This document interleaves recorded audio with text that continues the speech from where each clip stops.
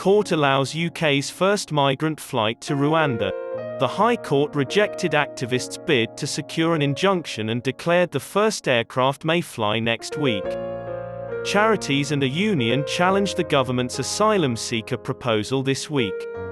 Judge Jonathan Swift on Friday dismissed an injunction to halt the first flight to Rwanda on Tuesday. Boris Johnson won the vote 4 days after being threatened by MPs. He claimed the idea will damage people-smuggling networks and stop migrants from Europe crossing the English Channel in tiny boats. Friday's judgment is simply an initial and partial success since human rights organizations may appeal to the Court of Appeal and individual legal challenges have been filed against the government. Before July ends, the High Court will hear a judicial review that might impede government plans. Johnson applauded the ruling. Human rights organizations, opposition MPs, and several conservatives have criticized the government's proposal.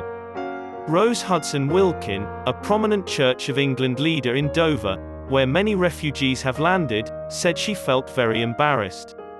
30 asylum applicants will be deported. Friday's hearing resulted in the government dropping the immediate deportation of 5 others.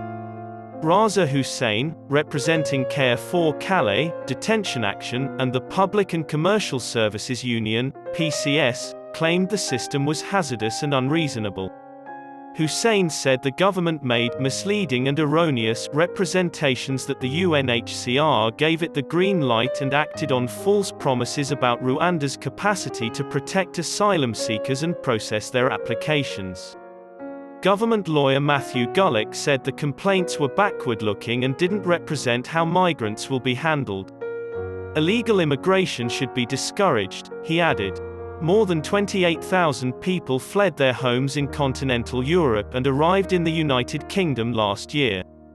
In November, 27 people perished after their dinghy collapsed in the Channel, one of the world's busiest maritime channels. Anyone who unlawfully entered Britain since January 1 might be sent to Rwanda. More than 3,500 migrants have entered Britain in tiny boats since the Rwanda plan was disclosed in April, according to government estimates. Israel tried to transport refugees to Rwanda before. The Israeli Supreme Court halted the program in 2018, finding it violated the UN Refugee Convention.